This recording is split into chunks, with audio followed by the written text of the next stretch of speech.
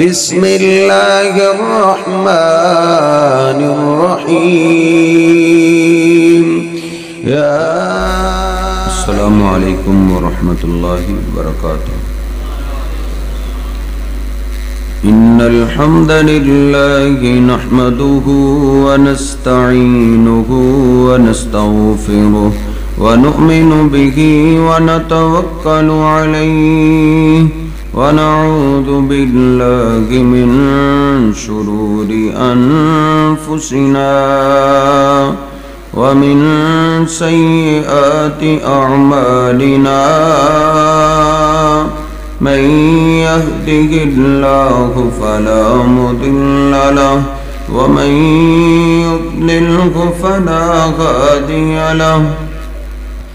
أشهد أن لا إله إلا الله وحده لا شريك له وأشهد أن محمدا عبده ورسوله.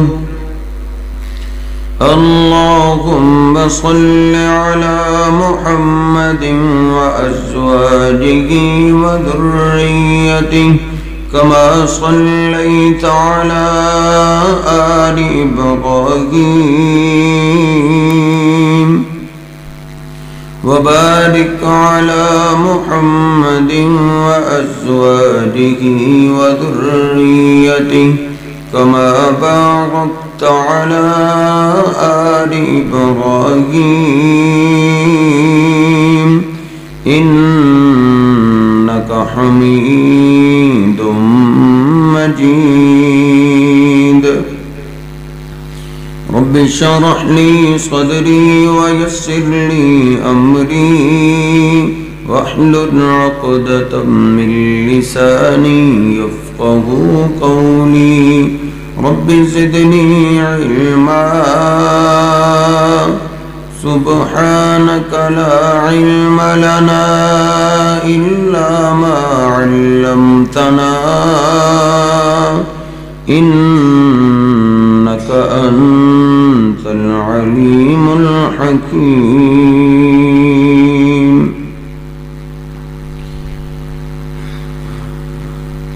اللہ سبحانہ وتعالی ایک شہنشاہ ذات ہے اور ایسا بادشاہ ہے جو چاہتا ہے کرتا ہے،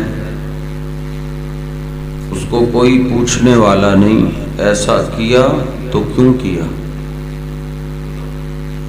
جس کو چاہتا ہے عزتیں عطا کرتا ہے. اللہ سبحانہ و تعالی فرماتا ہے تلک الرسل فضلنا بعضهم على بعض منهم من کلم اللہ ورفع بعضهم درجات. سب سے افضل ترین لوگ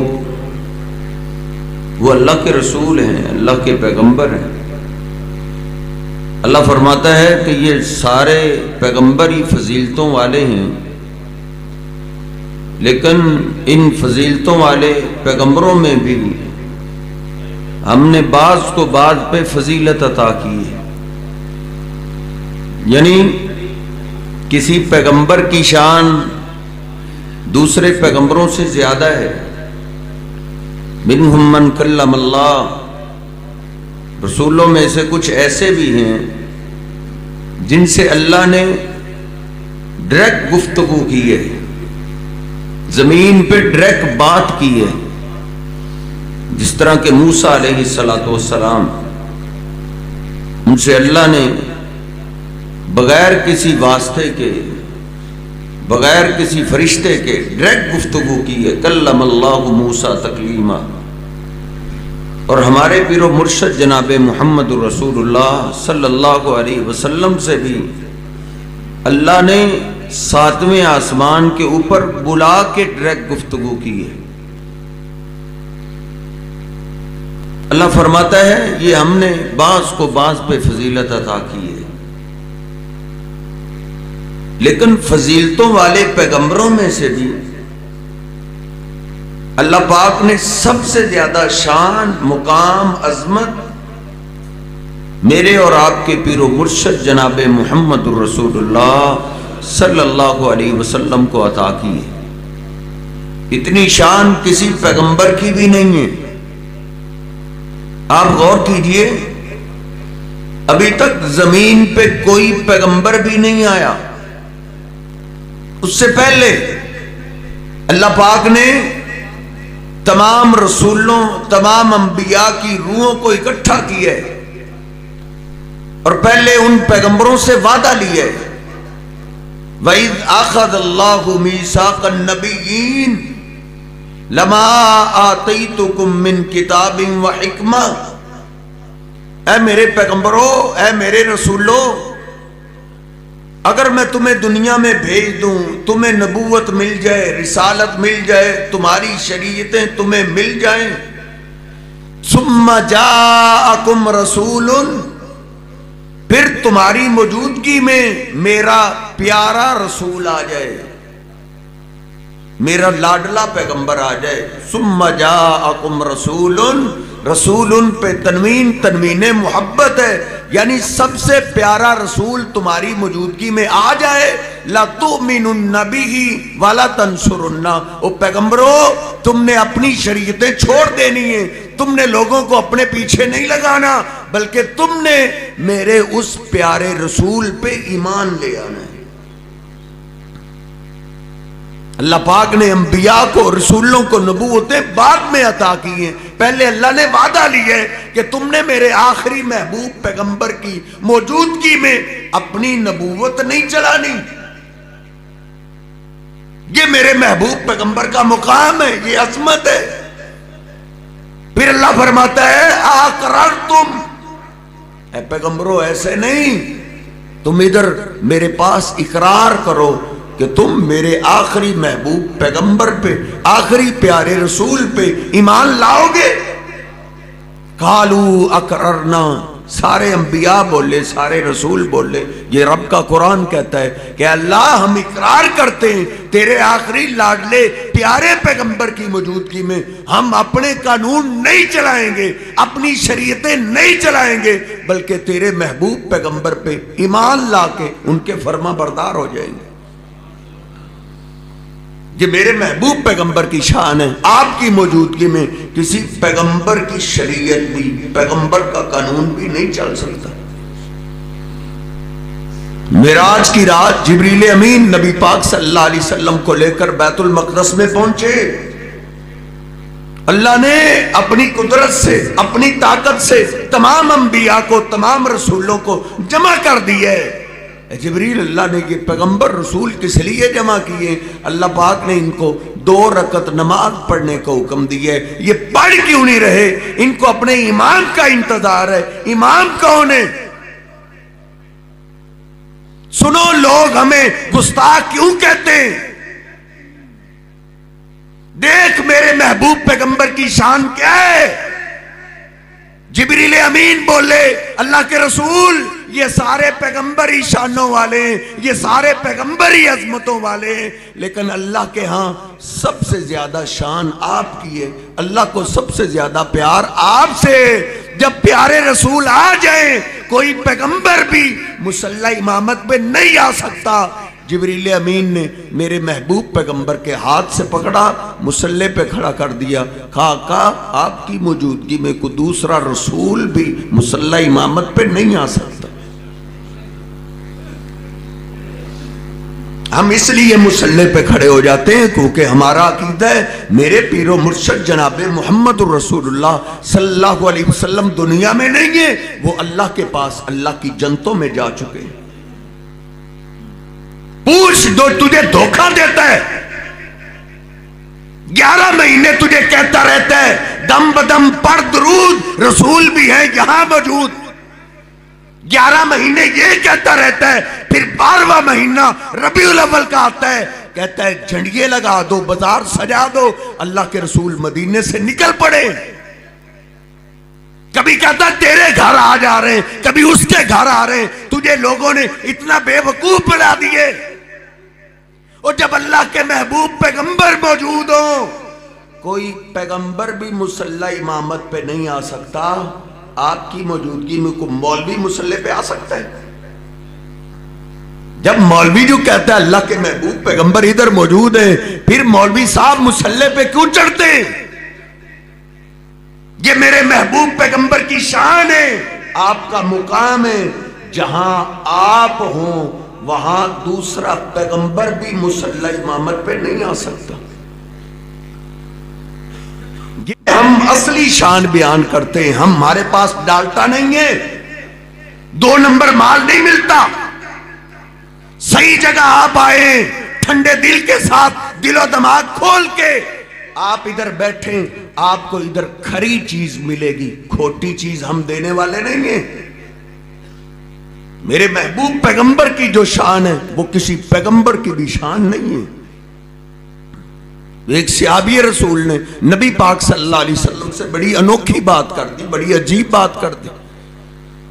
عرض کرتا اللہ کے رسول آپ کو کیسے پتا چلا کہ اللہ نے آپ کو اتنی شان دی ہے؟ آپ کو کب پتا چلا تھا؟ نبی پاک صلی اللہ علیہ وسلم فرماتے ہیں ہاں 2 فرشتوں کو میں نے دیکھا، ایک کے ہاتھ میں ترازو تھا، وہ ترازو پکڑ کے زمین آسمان کے درمیان ٹھہر گیا، دوسرا میرے پاس آیا، اس نے مجھے ترازو کے ایک پلڑے میں رکھا، دوسرے پلڑے کے اندر ایک آدمی، میرا وزن بھاری رہا، پھر 100 کے مقابلے میں تولا گیا، میرا وزن پھر بھی بھاری رہا، فرشتہ بولا زنہ بألف، ان کو 1000 کے مقابلے میں تولو۔ آقا فرماتے ہیں 1000 کے مقابلے میں بھی میرا وزن بھاری رہا۔ دوسرا فرشتہ بولا ان کو کب تک تولو گے؟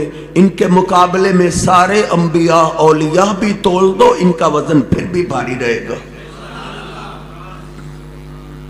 آپ کی شان کا مقابلہ نہیں ہے، آپ کا وزن سب سے زیادہ بھاری ہے۔ سنیے ہمیں گستاخ کیوں کہا جاتا ہے؟ ہم کہتے ہیں یہ جو نبی پاک صلی اللہ علیہ وسلم کی ذات کا وزن ہے، یہی آپ کی بات کا بھی وزن ہے، آپ کی بات کا بھی یہی وزن ہے۔ ایک طرف سارے انبیاء کی بات کو رکھ دیا جائے، سارے اولیاء کی بات کو رکھ دیا جائے، مقابلے میں میرے محبوب پیغمبر کی بات کو رکھ دیا جائے، آپ کی بات کا وزن سب سے زیادہ ہوگا۔ اور یاد رکھیے نبی پاک صلی اللہ علیہ وسلم کی جو ترازو کا یہ وزن تھا، یہ وزن آپ اکیلے کا تھا، اس وزن کے لیے آپ کسی کے محتاج نہیں ہیں۔ ایسے نہیں کہ اس ترازو میں ابراہیم علیہ السلام تھے تب وزن ہو گیا، کسی پیغمبر کو رکھ دیا گیا، یا کسی ولی کو رکھ دیا گیا، یا کسی علی کو رکھ دیا گیا، یا کسی امتی اور اللہ کے بزرگ بندے کو رکھ دیا گیا۔ نہیں، یہ نبی پاک صلی اللہ علیہ وسلم اکیلی ذات کا وزن ہے کہ آپ کے وزن کا مقابلہ نہیں کیا جا سکتا۔ آپ کی بات کا بھی یہی وزن ہے، بات کے لیے تو اللہ نے گارنٹی دے دی ہے، اللہ نے قسم اٹھائی ہے، وَالنَّجْمِ إِذَا هَوَىٰ۔ لوگوں مجھے ستارے کی قسم ہے، اے اللہ تجھے قسم اٹھانے کی کیا ضرورت ہے؟ تو قسم نہ بھی اٹھائیں، تیری بات پکی پتی ہے، پھر بھی اللہ نے قسم اٹھا دی۔ کیا بولا اللہ نے؟ وَمَا يَنْتِقُ عَنِ الْهَوَىٰ ان ہوا الا وحی یوحا۔ او میرے بندو تمہاری باتوں میں اور میرے محبوب پیغمبر کی باتوں میں فرق ہے، تمہاری باتوں کا وزن اور ہے، میرے محبوب کی بات کا وزن اور ہے۔ فرق کیا ہے؟ اللہ کہتا ہے تم سارے اپنی مرضی سے بولتے ہو، میرا محبوب پیغمبر اس وقت بولتا ہے جب اللہ کی طرف سے وحی کی جاتی ہے۔ میں اپنی مرضی سے بولتا ہوں، آپ اپنی سے مرضی سے بولتے ہیں، ہمارا اور اللہ کے محبوب پیغمبر کا بولنا ایک جیسا نہیں ہے۔ اللہ کے پیغمبر اسی وقت بولتے ہیں جب آپ کی طرف وہی یا ایھا الرسول بلغ ما انزل الیک من ربک، او میرے محبوب میرے بندوں تک صرف وہ پہنچاؤ جو آپ کی طرف وہی کیا جاتا ہے۔ کسی اور امتی کی یہ شان ہو سکتی ہے؟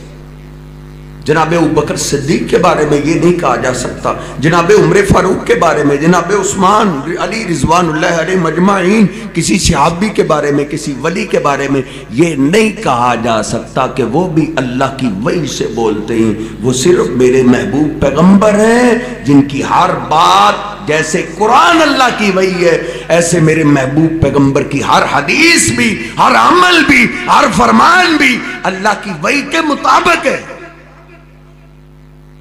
29ویں پارے میں تو اللہ نے شان بیان کرنے کی اخیر کر دی ہے۔ اللہ کہتا ہے میرے محبوب پیغمبر کی زبان پہ یقین کرو، اعتماد کرو۔ کیا اللہ کہتا ہے وَلَوْ تَقَوَّلَ عَلَيْنَا بَعْضَ الْأَقَاوِيلِ لَأَخَذْنَا مِنْهُ بِالْيَمِينِ ثُمَّ لَقَطَعْنَا مِنْهُ الْوَتِينَ۔ لوگو ہم نے جو اپنے پیغمبر کو شریعت دی، ہماری شریعت میں میرے پیغمبر نے ایک بات بھی اپنی طرف سے شامل نہیں کی۔ اللہ کہتا ہے اگر ایک بات بھی شامل کر دیتے ہم دائیں ہاتھ سے پکڑ کے گردن کاٹ دیتے۔ میرے محبوب پیغمبر اللہ کی مرضی سے بولتے۔ امتی اور نبی میں یہ فرق ہے، اللہ کے محبوب پیغمبر اللہ کی وحی سے بولتے تھے اور امتی وحی کے بغیر بولتے ہیں۔ نبی پاک صلی اللہ علیہ وسلم کی بات کے وزن کے لیے کسی سہارے کی ضرورت نہیں۔ میں بات کروں نا مجھے سہارے کی ضرورت ہے، آپ بات کریں سہارے کی ضرورت ہے۔ جی یہ اس آدمی نے صحیح بات کی، فلاں بندہ بھی ایسے کہہ رہا تھا۔ اللہ کے محبوب پیغمبر کی بات کے لیے کسی سہارے کی ضرورت نہیں ہے۔ صحابہ کرام اللہ کے محبوب پیغمبر کا یہ ادب سمجھتے تھے۔ مسلم شریف کی حدیث پاک ہے، ایک صحابی رسول عمران بن حسین رضی اللہ تعالیٰ عنہ حدیث بیان کر رہے ہیں کہ میں نے اپنے محبوب پیغمبر سے سنا ہے، میرے دل نے یاد رکھا ہے۔ آقا نے فرمایا تھا الحیاء کلہ خیر، شرم و حیا جہاں آتا ہے خیر ہی لاتا ہے۔ خیر اس چار دیواری میں ہے جس چار دیواری میں شرم و حیا ہے، اس بیٹے میں خیر ہے جس میں شرم و حیا ہے، اس بیٹی میں خیر ہے جس میں شرم و حیا ہے۔ حیا سارے کا سارا خیر ہی خیر ہے۔ مجلس میں سے ایک آدمی کھڑا ہو گیا، اس نے کہا اِنَّا لَنَجِدُ هَذَا فِي الْكُتُبِ الْحِكْمَةِ۔ بالکل صحیح بات ہے، کیونکہ سیانوں کی جو پرانی کتابیں ہیں نا ان کتابوں میں بھی یہی لکھا ہوا ہے، ان کتابوں میں بھی یہی لکھا ہے کہ شرم و حیا میں خیر ہے۔ صحابی رسول غصے میں آ گئے، کھڑے ہو گئے، کہتے ہیں اس آدمی کو میری مجلس سے نکال دو۔ ذرا غور تو کرو، غصہ کس بات کا؟ اس نے مخالفت نہیں کی، اس نے کہا ہے اللہ کے پیغمبر کی یہ بات ٹھیک ہے، سیانے لوگوں کی کتابیں بھی یہی کہتی ہیں، تو اس غصے میں کیوں آ گئے؟ غصے میں اس لیے آئے کسی کمزور کی بات کے لیے سیانوں کی کتابوں کا سہارا دیا جا سکتا ہے۔ جب اللہ کے محبوب پیغمبر کا نام آ گیا اب کسی سہارے کی ضرورت نہیں ہے۔ تو نے میرے محبوب پیغمبر کی بات کو مضبوط کرنے کے لیے پرانی سیانوں کی کتابوں کی بات کی ہے، یہ میرے محبوب پیغمبر کی گستاخی تو نے کی ہے، اس کو میری مجلس سے نکال دو۔ آپ کی کسی حدیث کے لیے کسی امام کے ماننے کی ضرورت نہیں ہے۔ مجھے معاف کیجئے، اس گستاخی کی سب سے بدترین شکل تقلید ہے، سب سے بدترین شکل تقلید ہے۔ تقلید کا معنی یہ ہے میں تو صرف اس حدیث کو لوں گا جس حدیث کو جس امام کی میں تقلید کرتا ہوں وہ لے گا تو میں لوں گا۔ اچھا جی، جس امام کی تو تقلید کرتا ہے اللہ کے محبوب پیغمبر کی حدیث اس کی محتاج ہے؟ پوچھو ان سے۔ امام شافعی کو ماننے والے شافعی، مالکی، حنبلی، تین اماموں کو ماننے والے رفع الیدین کرتے ہیں، کہیں گے جی ٹھیک ہے بالکل کر رہے ہیں۔ ان کو پوچھو نا، وہ مکے کا امام بھی رفع الیدین کرتا ہے، مدینے کا امام بھی وہ جی حنبلی ہیں، وہ جی مالکی ہیں۔ امام مالک کو ماننے والے، ان کی تقلید کرنے والے رفع الیدین کریں، کہتے ہیں ٹھیک ہے۔ امام احمد ابن حنبل کی تقلید کرنے والے رفع الیدین کریں، کہتے ہیں ٹھیک ہے۔ امام شافعی کی تقلید کرنے والے رفع الیدین کریں، کہتے ہیں ٹھیک ہے۔ اگر چوتھا میرے جیسا فقیر کہے میں ان اماموں کی تقلید نہیں کرتا، میں رفع الیدین اس لیے کرتا ہوں کیونکہ میرے محبوب پیغمبر رفع الیدین کرتے تھے، تو کہتے ہیں منسوخ ہو گئے۔ اچھا جی، امام شافعی کی تقلید کرنے والا شافعی رفع الیدین کرے تو منسوخ نہیں ہے، حنبلی رفع الیدین کرے تو منسوخ نہیں ہے، مالکی رفع الیدین کرے تو منسوخ نہیں ہے۔ اہل حدیث جو اس میں سے کسی امام کی تقلید نہیں کرتا، ڈائریکٹ اللہ کے محبوب پیغمبر کا دین لیتا ہے، وہ رفع الیدین کرے تو کہتے ہیں منسوخ ہو گئے۔ نہیں میرے محترم بھائیو، میرے محبوب پیغمبر کی کوئی سنت کسی امام کی محتاج نہیں ہے۔ پھر داستانیں گھڑی، انٹرنیٹ پہ میں آج یہ کلپ سن رہا تھا، دیوبندی عالم ہے مسعود صاحب کراچی کے، ان کا کلپ، وہ کہتے ہیں رفع الیدین کرنے کی زیادہ حدیثیں ہیں۔ میں نے ڈاکٹر طاہر القادری کا کلپ سنا ہے، ادھر میرے پاس موجود ہے، وہ کہتے ہیں امام بخاری رفع الیدین کرتے تھے، امام مسلم کرتے تھے، امام ترمذی کرتے تھے، امام ابو داود کرتے تھے، امام نسائی کرتے تھے، بلکہ آگے کیا کہتے ہیں؟ کہتے ہیں پیران پیر عبد القادر جیلانی رحمت اللہ علیہ رفع الیدین کرتے تھے، اور وہ سارے کرتے تھے، وہ اپنی کتابوں میں اللہ کے محبوب پیغمبر کی حدیث سے لے کے آئے۔ نبی علیہ السلام رکوع جاتے، رکوع سے سر اٹھاتے، رفع الیدین کرتے تھے۔ تم کیوں نہیں کرتے؟ ہم اس لیے نہیں کرتے کیونکہ امام ابو حنیفہ نے نہیں کیا۔ تو نے امام ابو حنیفہ کا کلمہ پڑھا ہے یا اللہ کے محبوب پیغمبر کا کلمہ پڑھا ہے؟ پھر داستانیں گھڑی، مسلم شریف کی حدیث پیش کی تروڑ مروڑ کے، کیسے؟ کہتے ہیں جی اللہ کے محبوب پیغمبر نے کہا ہے شریر گھوڑوں کی طرح، تم جس طرح ان کی دمیں حرکت کرتی ہیں تم ہاتھ کیوں ہلاتے ہو؟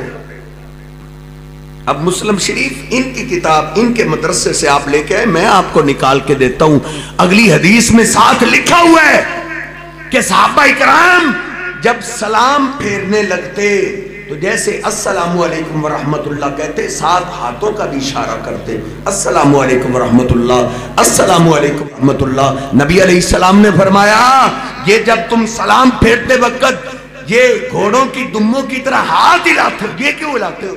تم ہاتھ ادھر رہنے دیا کرو اور صرف سلام چہرے کے ساتھ پھیر دیا کرو اور زبان سے بول دیا کرو۔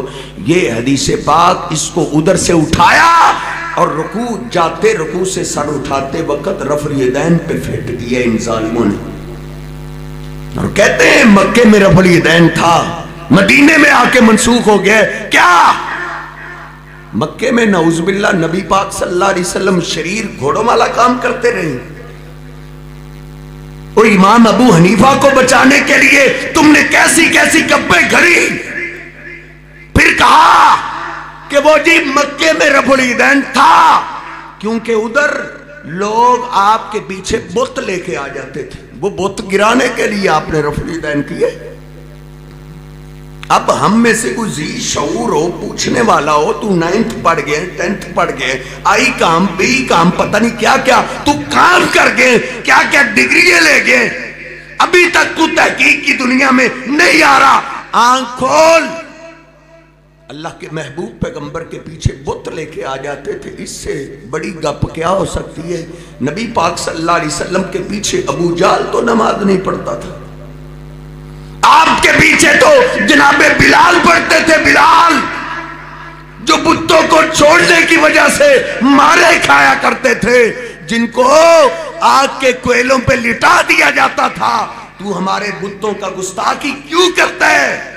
جو بتوں کو چھوڑنے کی وجہ سے مارے کھایا کرتے تھے، ظالموں تم نے اپنے امام ابو حنیفہ کو بچانے کے لیے ان پہ بہتان لگا دیے کہ وہ آپ کے پیچھے بت لے کے آ جاتے تھے۔ اچھا کوئی عقل ہو تو بندہ کو پوچھنے والا بھی ہو، بھئی بتوں کو گرانے کے لیے اگر رفع الیدین تھا تو وہ تو پہلے رفع الیدین سے گر جاتے ہیں، پہلا رفع الیدین کیا بت گر گئے، اب ان کو مقناطیس لگا ہوا تھا، وہ دوبارہ ہاتھ باندھتے وہ پھر چمٹ جاتے تھے۔ نبی پاک صلی اللہ علیہ وسلم کی سنت کے مذاق کے لیے کیسی کیسی گپیں کڑی گئی. صحیح البخاری میں 5 حدیثیں ہیں. 5 حدیثیں صحیح البخاری اصح الکتب بعد کتاب اللہ. حنفیوں کے مدرسے میں، دیوبندیوں کے مدرسے میں، بریلویوں کے مدرسے میں اس وقت تک سند نہیں ملتی جب تک صحیح البخاری نہیں پڑھی جاتی. اس کتاب پہ سارے امت کا اتفاق. یہ تمہیں نہیں پڑھنے دیتے، پتہ ہے پڑھ لے گا تو پھر کہیں نہیں جائے گا. اس میں 5 حدیثیں رفع الیدین کی ہیں. ان کے مدارس سے حدیث کی کتابیں تو ان کی لے کے اب میں تجھے نشان لگا کے دیتا ہوں. مسلم شریف جس کا مقام صحیح البخاری کے بعد ہے، اس میں رفع الیدین کرنے کی 6 حدیثیں، نہ کرنے کی 1 بھی نہیں ہے. کیوں نہیں یہ کرتے؟ صرف امام ابو حنیفہ نے نہیں کیا اس لیے ہم نہیں کر رہے. نہیں میرے محترم بھائیوں، وزن قیامت کے دن امام ابو حنیفہ کے پاس نہیں ہوگا، وزن ایک ہستی کے پاس ہوگا. وہ میرے اور آپ کے محبوب پیغمبر جناب محمد الرسول اللہ صلی اللہ علیہ وسلم ہے. ٹھنڈے دل کے ساتھ ہوئی تو نے کلمہ پڑھا ہے، اشہد ان لا الہ الا اللہ واشہد ان محمد الرسول اللہ. کس امام کا نام آیا ہے؟ محمد صلی اللہ علیہ وسلم کا نام آیا ہے. جب تجھے نماز کے لیے بلایا جاتا ہے یہی تو صدا لگائی جاتی ہے، اللہ اکبر اللہ اکبر، اشہد ان لا الہ الا اللہ. عبادت کے لائق اللہ کے سوا کوئی نہیں ہے، عبادت کے لیے آ جاؤ. پھر مؤذن کہتا ہے اشہد ان محمد الرسول اللہ. میں گواہی دیتا ہوں محمد صلی اللہ علیہ وسلم اللہ کے رسول ہیں. یعنی جو نماز پڑھنے کے لیے تو نے آنا ہے وہ تیری حنفی نماز نہ ہو، وہ تیری محمدی نماز ہو. تجھے صدیے گزر گئی ہیں، بچہ تھا تو اب بوڑھا ہو گیا، جوان ہو گیا، لاکھوں روپیہ لگا کے حج عمرہ بھی کر کے تو آ جاتا ہے، پھر تو واپس آتا ہے، آ کے پھر بھی تو جو نماز یاد کرتا ہے وہ حنفی نماز ہے. ہم تجھے حنفی نماز سے نکالنا چاہتے ہیں، ہم تجھے محمدی نماز پہ لا کے کھڑا کرنا چاہتے ہیں. کیونکہ اللہ کے ہاں نیکیوں کا صرف گنتی نہیں ہوگی، وزن بھی ہوگا، وزن کے ساتھ کامیابی ملے گی. اللہ کہتا ہے نمازیں گنی جا چکی، نمازیں پوری ہیں، روزے گنے گئے، زکوٰۃ، ساری نیکیوں کو شمار کر لیا گیا ہے. اللہ اب کیا کیا جائے؟ اللہ کہتا ہے فَأَمَّا مَنْ ثَقُلَتْ مَوَازِينُهُ فَأَمَّا مَنْ ثَقُلَتْ مَوَازِينُهُ فَهُوَ فِي عِيشَةٍ رَاضِيَةٍ. ابھی کامیابی نہیں، اب ان نیکیوں کو تولو. جن نیکیاں کا وزن ہوگا اس کو جنت ملے گی، جس نیکی کا وزن نہیں اس کو جنت نہیں ملے گی. 30واں سپارہ ہے. اللہ نے مجھے اور آپ کو متنبع کر دی ہے، ڈرا دی ہے. اللہ کہتا ہے عاملۃ ناصبہ، بچ جاؤ بچ جاؤ، خبردار ہو جاؤ. عاملۃ ناصبہ، قیامت کے دن کئی ہوں گے عمل کر کر کے تھک چکے ہوں گے، پیشانی پہ محراب پڑ چکے ہیں، کمرے جھک چکی ہوں گی، لیکن تسلا نارن حامیہ، اتنے عملوں کے باوجود وہ دہکتی ہوئی آگ میں چلے جائیں گے. ہم کچھ جانور نہیں ہیں، ہم کچھ گدے نہیں ہیں کہ آنکھ بند کر کے بس بھاگے ہی چلے جائیں، بھاگتے چلے جائیں، دیکھے نا. نہیں نہیں، ہمارے محبوب پیغمبر ہمیں دن کی طرح دین دے کے گئے. اس دین کے اندر اندھیرا نہیں ہے، اندھیرا نہیں ہے. نبی پاک صلی اللہ علیہ وسلم کی سنت کے مطابق جو عمل ہے اللہ نے وہ قبول کرنا ہے، کیونکہ اللہ کو سب سے زیادہ پیار ہمارے محبوب پیغمبر سے. امت کیا، اولیاء کیا، اللہ کو پیغمبروں میں سے بھی سب سے زیادہ پیار ہمارے محبوب پیغمبر سے. اللہ ہماری محنتوں کو نہیں دیکھنا، اس نے محنت بڑی کی ہے، اس نے وقت بڑا لگایا، مشقت بڑی لگائی ہے، اس نے پیسہ بڑا لگایا. نہیں، اللہ دیکھتا ہے اس کے اس عمل میں میرے محبوب پیغمبر کی خوشبو ہے یا نہیں. اگر خوشبو ہے تو عمل قبول ہے، اگر محبوب پیغمبر کی سنت سے ہٹ جائے، محنت جتنی مرضی ہو، مشقت جتنی مرضی ہو، اللہ قبول نہیں کرتا. کیونکہ اللہ کو سب سے زیادہ پیار ہمارے محبوب پیغمبر سے ہے. آپ کا دیدار کرنے والا کوئی صحابی بھی ایسا عمل کرے جس کا عمل میرے محبوب پیغمبر کی سنت سے ہٹ جائے. شان والے صحابہ ہیں، مقام والے ہیں، لیکن جب آپ کی سنت سے ہٹ جائیں، صحابہ کا بھی عمل اللہ قبول نہیں کرتا جس کا عمل میرے محبوب پیغمبر کی سنت سے ہٹ جائے. مسلم شریف، یہ ریکارڈنگ ہو رہی، ایک ایک حوالہ نوٹ کر. مسلم شریف میں حدیث پاک ہے، نبی پاک صلی اللہ علیہ وسلم حج عمرے کے لیے جا رہے ہیں. آپ نے کیا دیکھا؟ دو جوان ہیں اور ان کے درمیان ایک بوڑھا ان جوانوں کے سہارے پیدل چل رہا ہے اور 7 سواریاں خالی چل رہی ہیں. نبی پاک صلی اللہ علیہ وسلم نے اپنی سواری کو روک دیا. آپ نے پوچھا، او نوجوانوں تمہیں کیا ہے؟ تمہارے پاس سواریاں موجود ہیں اور سواریوں پہ سوار کیوں نہیں ہو رہے؟ نبی پاک صلی اللہ علیہ وسلم سے 2 نوجوان بولے، اللہ کے رسول یہ ہمارے والد محترم ہے، ان لہو نظر، ان والد محترم نے نظر مانی ہے کہ ہم بیت اللہ کو حج کرنے کے لیے یہاں سے پیدل جائیں گے. مدینہ پاک سے پیدل حج کے لیے جا رہے ہیں. اس مسجد میں جو وضو کر کے آتا ہے نا، اس کو ہر قدم کے بدلے اللہ 10 نیکیاں عطا کرتا ہے. تو جو بیت اللہ میں پیدل جائے اس کی نیکیوں کا عالم کیا ہوگا؟ کتنی محنت، کتنی مشقت ہے، لیکن اللہ محنتوں کو نہیں دیکھتا. اللہ کو ہمارے محبوب پیغمبر کی سنت چاہیے.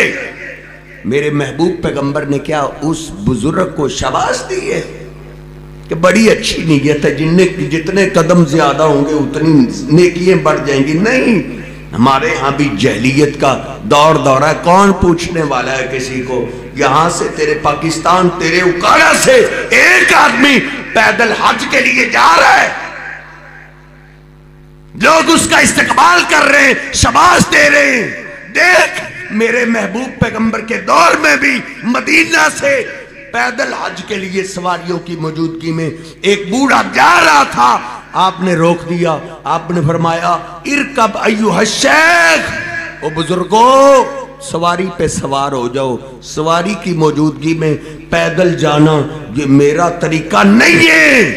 ان اللہ بریء عنک وعن نظرک، تجھے ایک قدم کے بدلے ایک بھی نیکی نہیں ملے گی. اللہ تیری اس مشقت سے بے پرواہ ہے. بھائی اتنی دور پیدل جا رہا ہے، محنت بڑی ہے، ثواب کیوں نہیں مل رہا؟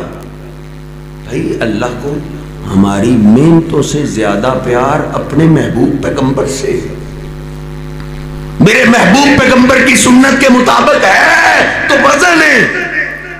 نبی علیہ السلام کے پاس ایک صحابی آیا، آپ سے باتیں کرتا ہے، عرض کرتا ہے، اللہ کے رسول لگتا ہے جیسے آپ نے مجھے پہچانا نہیں.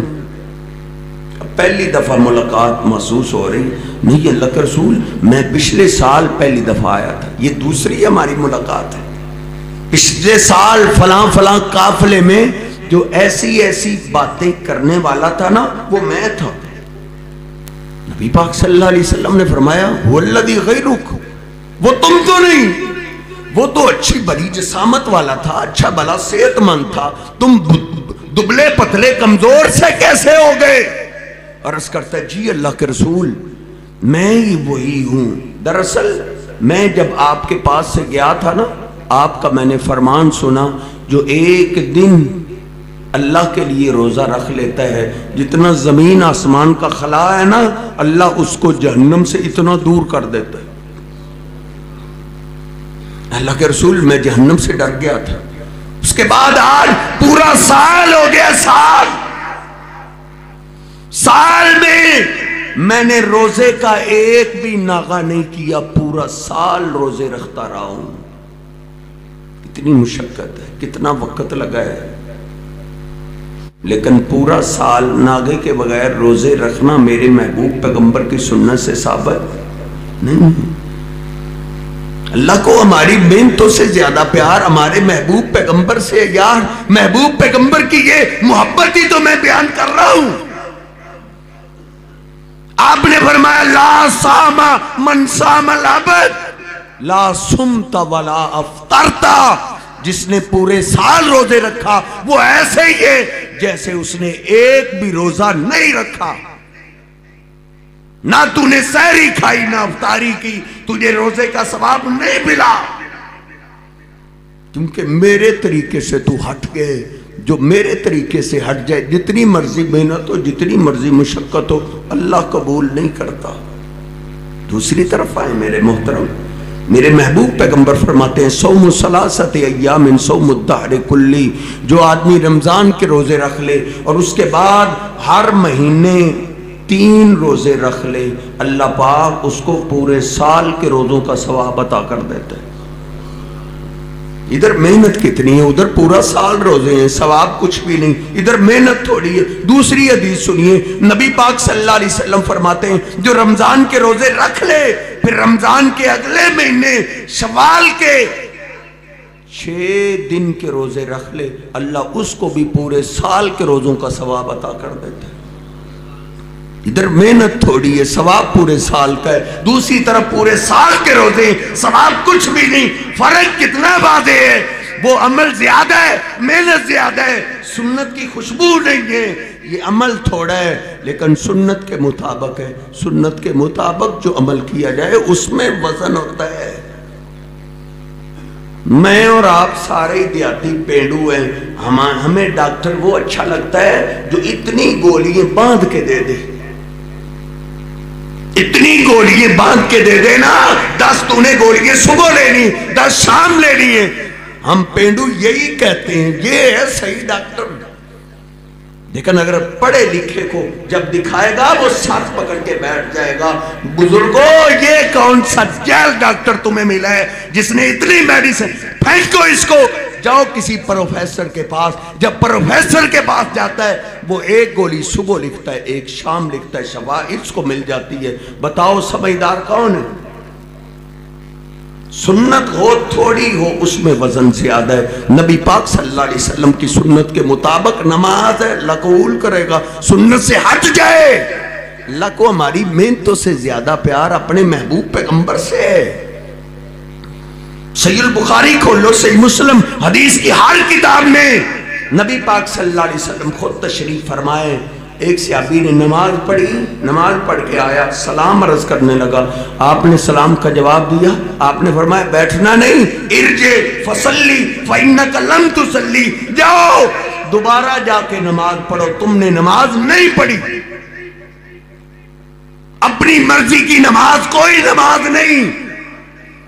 یہ تجھے پتہ نہیں کس نے بتا دیا جی, بس نماز پڑھنی چاہیے جیسے جس کو آتی ہے, جدھر کو لگا جی ٹھیک لگا ہے. کوئی تیری دیوار پھلانگ جائے تو کیا کہے گا, جدھر کو لگا ٹھیک لگا. ادھر مسجد میں آئے ہو, کوئی تمہارا جوتا اٹھا کے لے جائے, کیا کہو گے, جدھر کو لگا ٹھیک لگا. کوئی تیری جیب کاٹ کے لے جائے, تیرا موبائل چھین لے, تیری دولت لوٹ جائے, تو کیا کہے گا, جدھر کو لگا ٹھیک لگا. تو نے دین کو مذاق سمجھا ہے جی, بس جدھر کو لگا ٹھیک لگا. نبی پاک صلی اللہ علیہ وسلم نے فرمایا جاؤ دوبارہ نماز پڑھو, تم نے نماز نہیں پڑھی. پھر نماز پڑھ کے آیا, اپنے طریقے سے پڑھ کے آیا, نبی پاک صلی اللہ علیہ وسلم کی خدمت میں حاضر ہوتا ہے. آپ نے فرمایا جاؤ دوبارہ جا کے نماز پڑھو, تم نے نماز نہیں پڑھی. 3 دفعہ آپ نے ان کو واپس کیا, 3 دفعہ. صحیح البخاری میں, صحیح مسلم میں, حدیث کی ہر کتاب میں مشہور واقعہ. 4تھی دفعہ آ کے گھٹنے ٹیک کے بیٹھ کے عرض کرتا, اللہ کے رسول اس سے خوبصورت نماز مجھے آتی نہیں. لاکھوں روپیہ لگا کے سعودی عرب گیا حج عمرے کے لیے, جیسی نماز یہاں سے لے گیا ویسی لے آیا, جو دادی نانی نے سکھائی وہی نماز ادھر لے آیا. بھائی تیرے لاکھوں روپے لگانے کا فائدہ کیا ہے اگر تو نے اپنی نماز نہیں بدلی. کیا تیرا محبوب پیغمبر جہاں مصلی پہ نمازیں پڑھاتا رہے, کیا اللہ رب العزت نعوذ باللہ اتنا کمزور ہو گیا کہ تیرے محبوب پیغمبر کے مصلی پہ اس کو کھڑا کر دیا ہے جس کے پیچھے تیری نماز نہیں ہوتی. سیالکوٹ میں میرا مقتدی ہے, وہ بتا رہا تھا کہ میرے دوست میرے ساتھ عمرے کے لیے حج کے عمرے کے لیے گئے ہیں، جب نماز کا ٹائم ہوتا تھا واش روم چلا جاتا تھا، اس نے ایک بھی نماز جماعت کے ساتھ نہیں پڑھی۔ کیوں نہیں پڑھی؟ کہتا ہے کعبے کے امام کے پیچھے ہماری نماز نہیں ہوتی۔ کعبہ کا امام کی نماز نہیں ہے تو کائنات میں کس کی نماز ہے؟ وہ نماز وہ پڑھ رہا ہے جو نبی پاک صلی اللہ علیہ وسلم نے نماز سکھائی تھی۔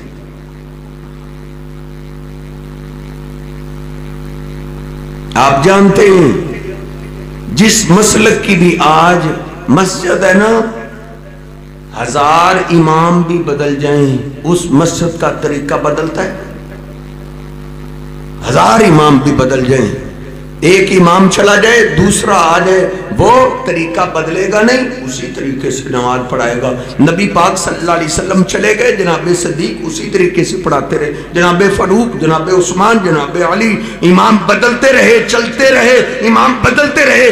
آج نبی پاک صلی اللہ علیہ وسلم کی اصل نماز تمہیں ملے گی یا مکہ سے ملے گی یا مدینہ پاک سے ملے گی۔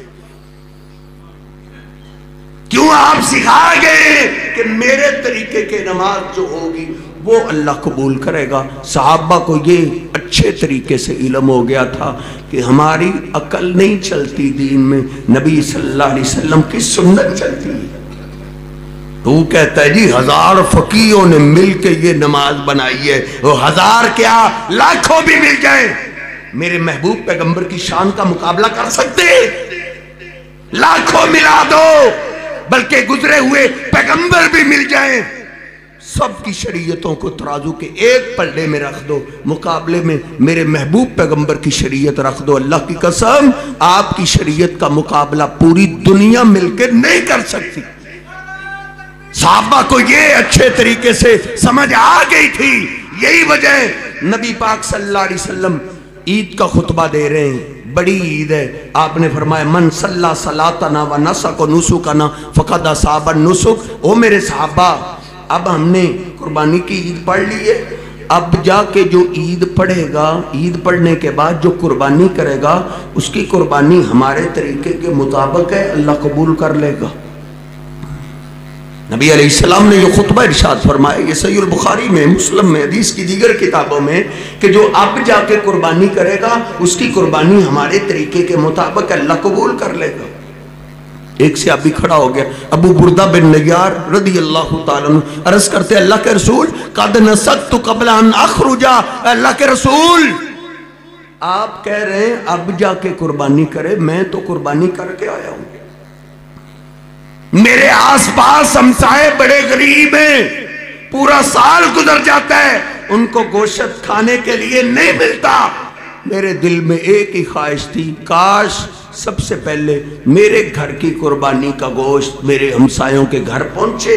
نیت کتنی اعلیٰ ہے، نیت کتنی اچھی ہے، لیکن اللہ صرف نیتوں کو نہیں دیکھتا، اللہ دیکھتا ہے میرے محبوب پیغمبر کی سنت کی خوشبو ہے یا نہیں۔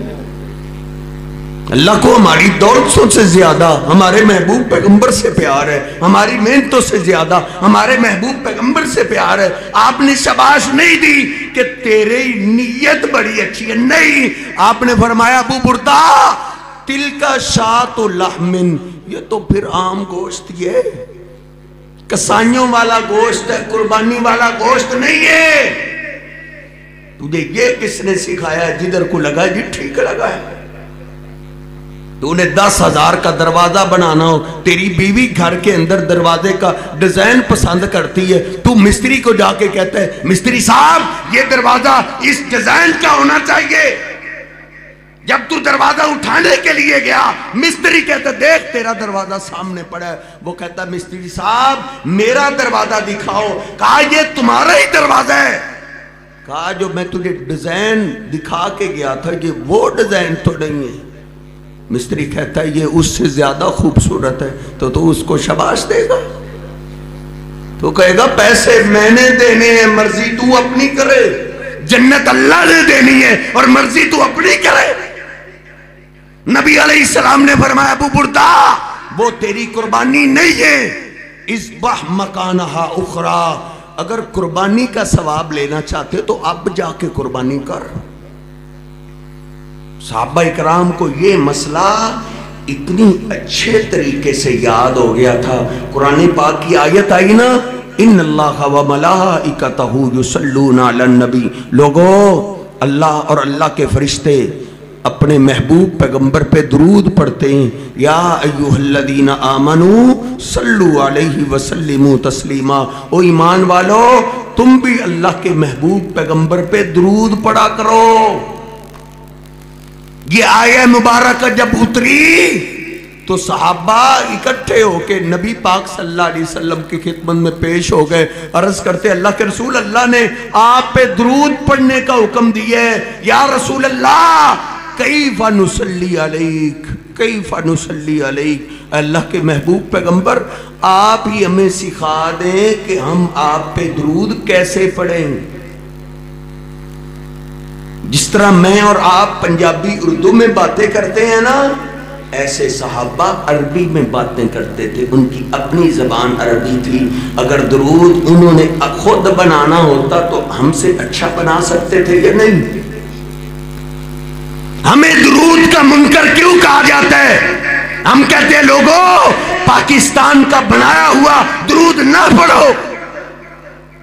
جو پاکستان میں ایجاد ہوا اس درود میں وزن نہیں ہے.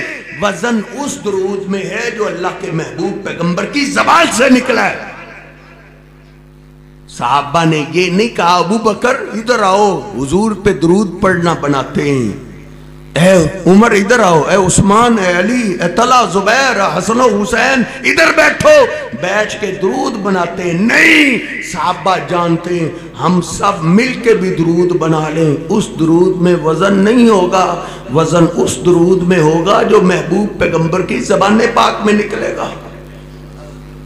ہم تو یہ کہتے ہیں سنت والا درود پڑھو. نبی علیہ السلام نے صحابہ کو کون سا درود سکھایا؟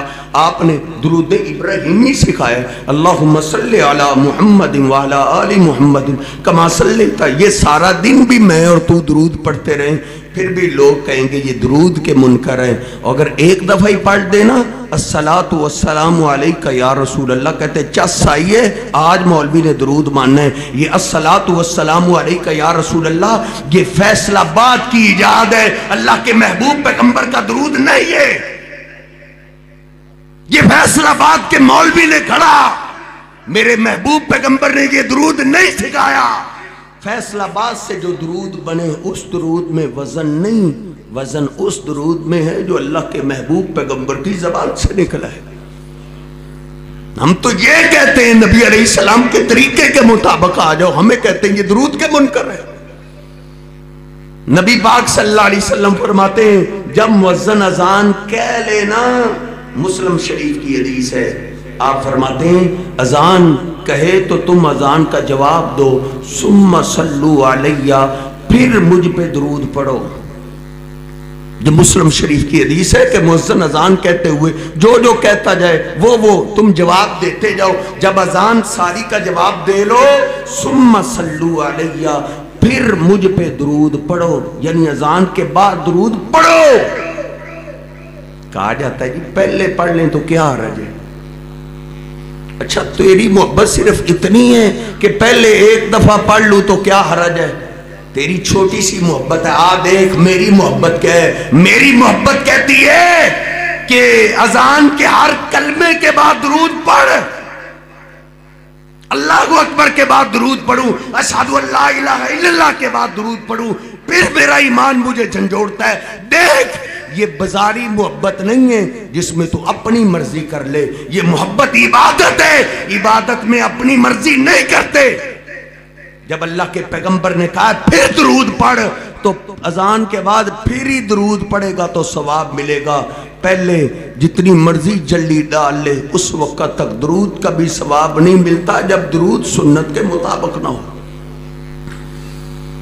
اس لیے آئیے واپس پلٹ آئیے، نبی پاک صلی اللہ علیہ وسلم کی شریعت کی طرف واپس آ جائیے. آؤ سارا دین تمہیں یہاں ملے گا، سارا دین.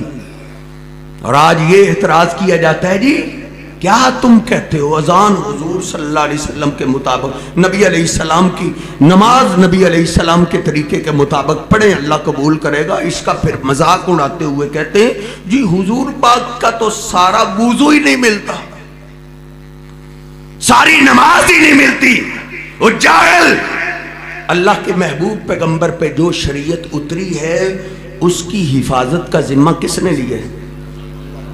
اللہ پاک نے لیا ہے. جس کی حفاظت کا ذمہ اللہ نے لیا ہے وہ تجھے محفوظ نہیں لگتی. حنفی شریعت کی حفاظت کا ذمہ اللہ نے لیا ہے. عقل پہ افسوس کرنے والی بات نہیں ہے کہ جس کی حفاظت کا ذمہ اللہ نے لیا ہی نہیں وہ تجھے سب کچھ مل رہا ہے. اور جس کی حفاظت کا ذمہ اللہ نے لیا ہے اِنَّا نَحْنُ نَزَّلْنَا الذِّكْرَ وَإِنَّا لَهُ لَحَافِظُونَ. اور جو ہم نے اپنے پیغمبر کو دین دیا ہے, ذکر دیا ہے, ہم نے اس کی حفاظت کا ذمہ لیا ہے. آپ پڑھ قرآن حدیث, تجھے ملے گا میرے محبوب پیغمبر کی ایک ایک ادا اللہ کی قسم آج بھی اللہ نے محفوظ رکھی ہے. تو آ تو صحیح, تو تقلید کی اینک اتار تو صحیح. 8 نمبر کی جو تقلید کی اینک ہے نا, جو بیل کو ڈالی جاتی ہے, وہ آنکھ کی وہ اینک اتارے گا تو تجھے حضور کا وضو بھی ملے گا, نماز بھی ملے گی. کون سی ادا ہے جو نبی پاک صلی اللہ علیہ وسلم کی پوشیدہ رہ گئی؟ آپ نے 2 انگلی کا اشارہ کیا ہے, وہ بھی حدیث میں. آپ مسکرائے, وہ بھی حدیث میں موجود ہیں. صحابہ کہتے حتی بدت نواجزہ, آپ اتنے ہنسے کہ آپ کی داڑھ مبارک نظر آ گئی. داڑھ مبارک آپ کی باہر نظر آئی, وہ بھی حدیث میں موجود ہیں. بارش برسی, چھت پہ کھجوروں کی چھڑیوں کی چھت ہے, اس کا پانی میرے محبوب پیغمبر کے سر پاک پہ گرا. ادھر سے ہوتے ہوئے میرے محبوب پیغمبر کی داڑھی مبارک سے وہ قطرات ٹپکے, تو وہ قطرات بھی اللہ کی قسم مجھے صحیح البخاری میں ملتے ہیں. میرے محبوب پیغمبر کی ایک ایک ادا, رات کی تاریکی کی بھی. امی عائشہ کہتی ہے نبی پاک صلی اللہ علیہ وسلم میرے ساتھ لیٹے ہوئے تھے, آپ نے سمجھا میں سو گئی ہوں, میں سوئی ہوئی نہیں تھی. آپ نے آہستہ سے چادر کو ہٹایا, رویدن رویدن انتعال رویدن, آپ نے جوتا آہستہ سے پہنا, فتح الباب رویدن, آہستہ سے آپ نے دروازہ کھولا اور باہر نکل گئے. میں بھی اٹھی,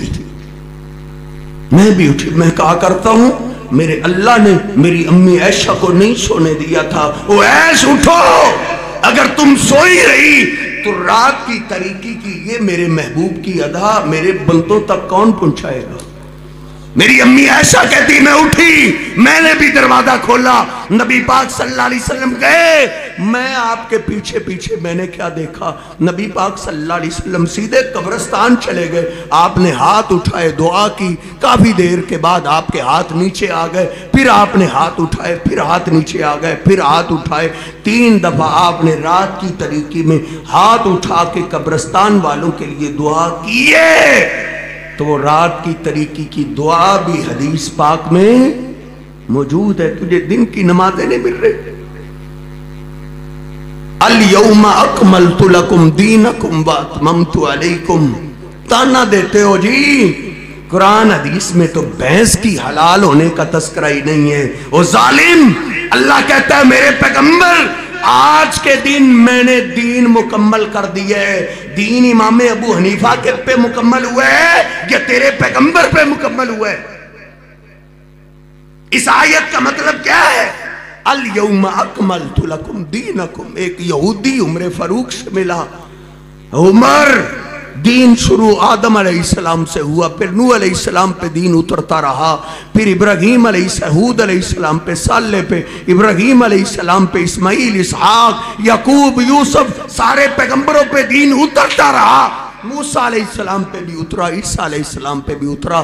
اے عمر, ایک تمہاری کتاب میں آیت ہے, اگر وہ آیت ہم پہ نازل ہو جاتی تو ہم اس دن کو عید کا دن بنا لیتے.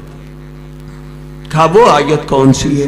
کہا یہ آیت تم پہ اتری ہے, الیوم اکملت لکم دینکم. او مسلمانوں, او آخری امت خوش نصیبو جو میں نے آدم سے دین شروع کیا تھا, آج تم پہ میں دین مکمل کر رہا ہوں. دین نبی علیہ السلام کی موجودگی میں مکمل ہو گیا تھا, بعد میں گنجائش نہیں رہی تھی. اور یہودی مذاق اڑایا کرتے تھے. سلمان فارسی کو کسی نے کہا تمہارا پیغمبر بھی عجیب پیغمبر ہے، انہوں نے قد علمکم کل شیء حتی الخرا، اس پیغمبر نے تمہیں ہر چیز بتا دی ہے، حتیٰ کہ قضائے حاجت کا طریقہ بھی سکھا دیا ہے۔ اس نے تو مذاق اڑایا۔ سیدنا سلمان فارسی کہتے ہیں جل جی، ہمارے محبوب پیغمبر نے ہمیں دائیں ہاتھ سے استنجا کرنے سے منع فرمایا ہے، اور جس پیغمبر نے تجھے استنجا کا طریقہ بھی سکھا دیا ہے، تو کہتا ہے نماز کا طریقہ نہیں مل رہا۔ دیکھنا ٹھنڈے دل کے ساتھ سوچ، ہمیں تو سارا کچھ مل رہا ہے، ہم وضو بھی کرتے ہیں، نماز بھی پڑھتے ہیں، سارے معاملات چل رہے ہیں، کبھی ضرورت پیش آئی ہے کسی حنفی کے پاس جائیں جی یہ مسئلہ قرآن حدیث میں نہیں مل رہا، تمہاری امام ابو حنیفہ کی شریعت میں کہ نہیں، ہمیں نہیں ضرورت پیش آتی، کیونکہ قرآن و حدیث مکمل دین ہے، اور میں جانتا ہوں ہمارا تمہارے بغیر گزارا ہو رہا ہے اور تمہارا ہمارے بغیر گزارا نہیں ہوتا۔ طلاق کے معاملے میں تو تم کہیں جا ہی نہیں نہ سکتے، طلاق کے لیے تو آ جاتے ہو، بلکہ مولوی صاحب بھی اپنے خاندان والوں کو بھیج دیتے ہیں کہ یہ فتویٰ وہابیوں سے لے کے آؤ، حدیث کے مطابق لے کے آؤ۔ اب وہ مسئلہ میں تمہیں بتاتا ہوں، مسلم شریف کی حدیث ہے، سیدنا عبداللہ بن عباس فرماتے ہیں نبی علیہ السلام کے زمانے میں، جناب ابوبکر صدیق کے زمانے میں، جناب عمر فاروق رضی اللہ تعالیٰ کے ابتدائی 2 سالہ دور میں 3 اکٹھی طلاقیں ایک شمار ہوتی تھی، ایک۔ اللہ کے محبوب پیغمبر کی شریعت یہ ہے کہ آدمی 3 دفعہ ایک ہی مجلس میں غصے میں آ کے 3 دفعہ طلاق کہہ دے تو آپ کی شریعت کہتی ہے کہ وہ ایک ہی طلاق ہوئی ہے، حنفی شریعت کہتی ہے تینوں ہو گئی ہیں۔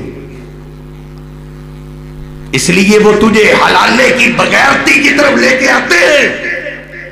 کوئی بھی غیرت مند انسان حلالے کو برداشت نہیں کر سکتا، اور مولوی صاحب اپنے خاندان کا حلالہ گڑواتے بھی نہیں ہیں، وہ سادہ لوگوں کو پھنساتے ہیں کہ اب 3 اکٹھی طلاقیں دے دی، تینوں ہو گئی ہیں، حالانکہ اللہ کے پیغمبر کی شریعت یہ ہے کہ 3 چانس ہے تیرے پاس، 3 چانس ہے، ایک دفعہ تو نے غصے میں چاہے 100 دفعہ بھی تو نے طلاق کہہ دیے، وہ ایک چانس ہی تیرا چلا گیا، 2 چانس تیرے رہ گئے۔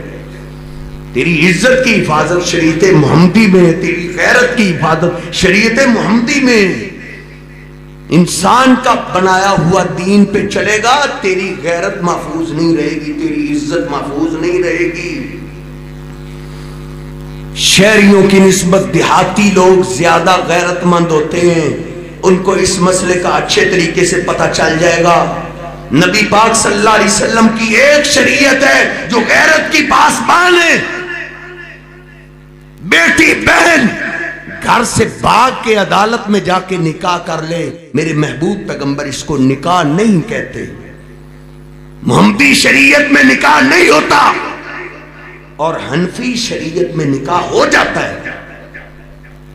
تیری بیٹی گھر سے بھاگ جائے، تیری بہن گھر سے بھاگ جائے، جا کل ہی اپنے حنفی مفتی سے پوچھ، اگر میری بیٹی گھر سے بھاگ کے جا کے نکاح کر لے، بہن گھر سے جا کے بھاگ کے نکاح کر لے، کیا وہ نکاح عدالت میں ہو جائے گا؟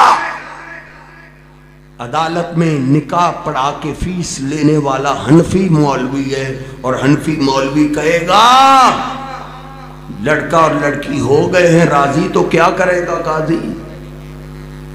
گھر والے بستی والوں کو چہرہ دکھانے کے قابل نہیں رہتے، وہ اپنا محلہ چھوڑنے پہ مجبور ہو جاتے، ان کی غیرت نیلام ہو جاتی ہے۔ وہ ظالم محمدی شریعت چھڑا کے حنفی شریعت پہ لگانے والے، جب تیری بیٹی بھاگ کے نکاح کرے پھر میں پوچھوں کیسے تو اس نکاح کی اجازت دیتا ہے؟ کسی کی بیٹی جس باپ نے اس کو 10 سال پڑھایا، سکول چھوڑنے گیا، پھر لینے گیا، پھر ٹیوشن چھوڑنے گیا، پھر لینے گیا، اس کے سارے خرچے فوڑ کرتا رہا، پھر کالج میں داخل کروایا، اس پہ اس نے اپنی جوانی کھپا دی، عزت جب بچانے کا وقت آیا وہ گھر سے بھاگ کے جا کے کسی اور سے نکاح کر لے۔ وہ حنفی نماز پڑھنے والوں، حنفی دین بندوں کا بنایا ہوا دین ہے، وہ یہ کہتا ہے یہ نکاح جائز ہے، میرے محبوب پیغمبر کی حدیث کہتی ہے لا نکاح الا بولی، ولی سرپرست جس نے پالا پوسا، جس نے پیسہ لگایا، جس نے جوانی کھپا دی، اس کی اجازت کے بغیر نکاح نہیں ہوتا۔ یہ میرے محبوب پیغمبر کی حدیث ہے۔ میرے محبوب پیغمبر ہی میرے بچپنے کے لیے بھی رحمت ہے، میری جوانی کے لیے بھی رحمت ہے، میرے بڑھاپے کے لیے بھی رحمت ہے۔ ہم خود اپنے آپ کے دشمن بنے ہوئے ہیں، آ جاؤ پلٹ آؤ، محبوب پیغمبر کی شریعت کی طرف آؤ گے، دنیا میں بھی کامیابی ہے اور آخرت میں بھی کامیابی ہے۔ آخرت میں ایسے بندے شمار کر لیں، تلاش کر لیں جو حنفی نماز نہ پڑھتے ہوں، جو شافی نماز نہ پڑھتے ہوں، جو حنبلی نماز نہ پڑھتے ہوں، جو جعفری نماز نہ پڑھتے ہوں، محمدی نماز پڑھتے ہوں اور جنت میں چلے جائیں۔ اگر وہ جنت میں چلے گئے تو ہم بھی چلے جائیں گے۔ تلاش کرو بھلا پہلا بندہ جو امام ابو حنیفہ کو نہیں جانتا، جو حنفی نماز نہیں پڑھتا تھا، پہلا بندہ جناب ابو بکر صدیق رضی اللہ تعالیٰ عنہ، جنت میں جائیں گے یا نہیں؟ باقی ساری امت کا فیصلہ قیامت کے دن ہوگا۔ یہ شہزادہ آج بھی محبوب پیغمبر کے ساتھ جنت میں، ما بین بیتی و منبری روضۃ من ریاض الجنہ۔ میرے محبوب پیغمبر ایک دفعہ جنتی دروازوں کا ذکر کر رہے تھے، یہ بھی دروازہ ہے، یہ بھی دروازہ ہے، یہ بھی دروازہ ہے۔ جناب صدیق کھڑے ہو گئے، اللہ کے رسول ہر ایک نے جانا تو جنت کے ایک دروازے سے ہی ہے۔ حل یدعا من تلک الابواب کلیہا، کیا کوئی ایسا خوش نصیب ہے جس کی عزت کے لیے، جس کے استقبال کے لیے جنت کے 8 دروازے کھول دیے جائیں؟ میرے محبوب فرماتے ہیں لارجو ان تکون منہم، ہاں صدیق تم انہی میں سے ہو۔ تم جب جنت کے قریب آؤ گے تیرے استقبال کے لیے جنت کے 8 دروازے کھول دیے جائیں۔ یہ تو ایک میں ہر ایک کی مثال عرض کروں تو وقت کافی درکار ہے۔ ابو بکر فی الجنہ، عمر فی الجنہ، عثمان فی الجنہ، علی فی الجنہ، طلحہ فی الجنہ، زبیر فی الجنہ، سعد فی الجنہ، سعید فی الجنہ، حسن و حسین جنتی ہیں، سیدہ فاطمہ جنتی ہیں۔ یہ سارے نہ امام ابو حنیفہ کو جانتے، نہ امام مالک کو جانتے، نہ امام شافعی کو جانتے۔ وہ محمدی نماز پڑھتے ہوئے جنت میں چلے گئے، واپس پلٹا۔